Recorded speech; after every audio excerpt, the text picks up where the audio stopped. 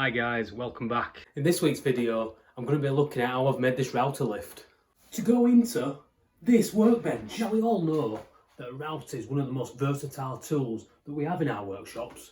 But I'm hoping by fitting this, I can make this so much easier and certainly a whole lot better and a lot less faff than using this one. So come join me inside and let's see how we got on with this one.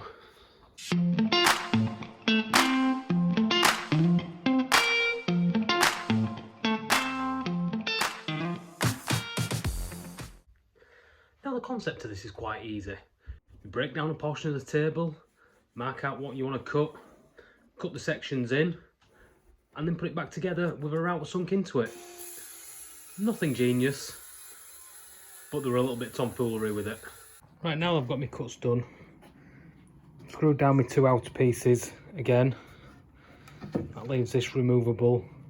I've got two battens of wood, one each side, so it just rests on nicely.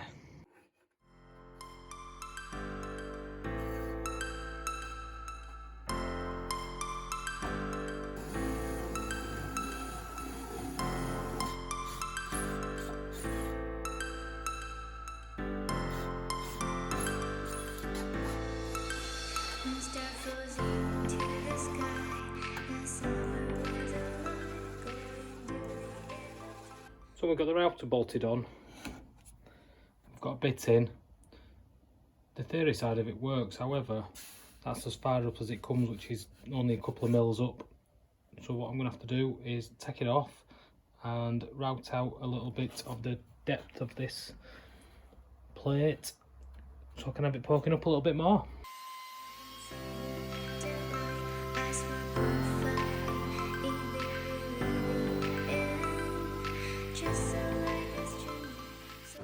Right, so I'm now going to move on to making the motor move up and down. Now I've seen this done with some chains and hooks. I ain't got a chain, and I did look at hooks, but I figured I'd use these little L brackets. So what I've managed to find is some springs from a trampoline I took down a couple of months back. I'm hoping these will just link over, hook over the top of the handles. To make the motor go up and down, it's quite simple.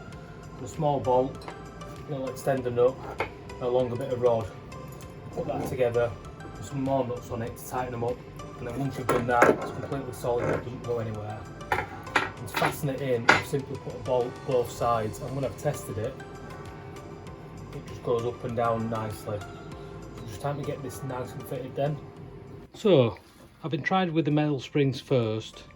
I've ended up resorting to a bit of tube, some cable ties because that's what I had, bracket to make a pivot, and then I've cable tied it on my wood. That gets enough tension, leaves enough room in the rod for it to get all the way down so it sticks out as far as it can. Final thing I've done is I've just cable tied off the power switch.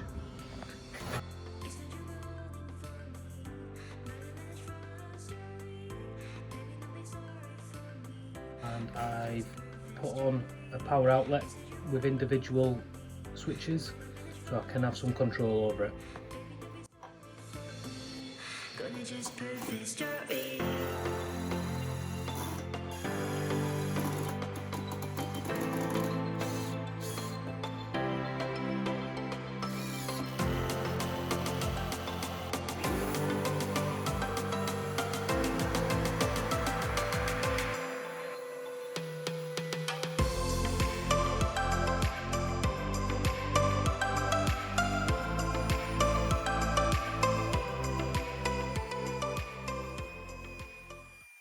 And it's amazing really how easy it makes just putting some simple roundovers on things like these charcuterie boards, or on these, like this chopping board.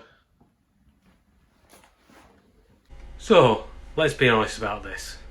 Just like my other poor man's builds, it doesn't replace a top of the line real thing, but at a fraction of the cost it does a great job. It's already improved both the workflow in the shop and the quality of the finish that I'm getting on my products, so it'll more than do for me. So thanks for watching again, and I hope to see you in the next one. But until then, just have some fun and get out and build some stuff.